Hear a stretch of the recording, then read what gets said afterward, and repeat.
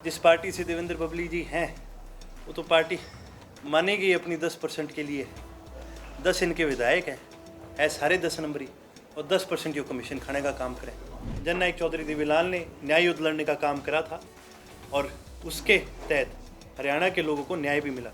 ये परिवर्तन यात्रा भी वही काम करेगी। जिस पार्टी से देवेंद्र बबली जी हैं वो तो पार्टी मानेगी अपनी 10% के लिए।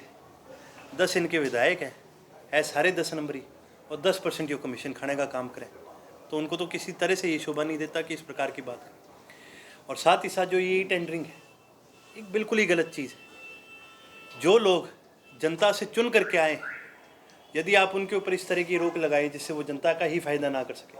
गांव में कौन सा इनका मंत्री आता है इस सरकार का? कौन सा मंत्री जाके गांव के लोगों से मिलता है या गांव के लोगों की समस्या समझता है? आज के दिन गांव के अंदर एक गली भी बनवानी हो, कोई एक ऐसी गली बता दो किसी भी गांव में हरियाणा में जो 2 लाख से कम में बन जाए। कोई गौशाला में अगर शेड बनाना हो, कोई ऐसा शेड बता दो जो 2 लाख से कम में बन जाए।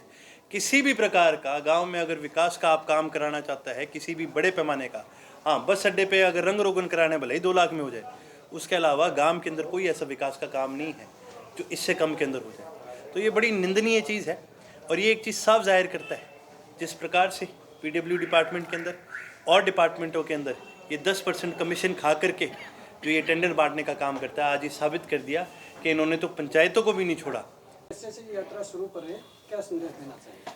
देखिए, कांग्रेस की जो यात्रा है किसी और कारण से, किस कारण से है उसका तो मैं नहीं कह सकता, वो कांग्रेस के साथी आपको ज़्यादा अच्छी तरह से बता पाएंगे।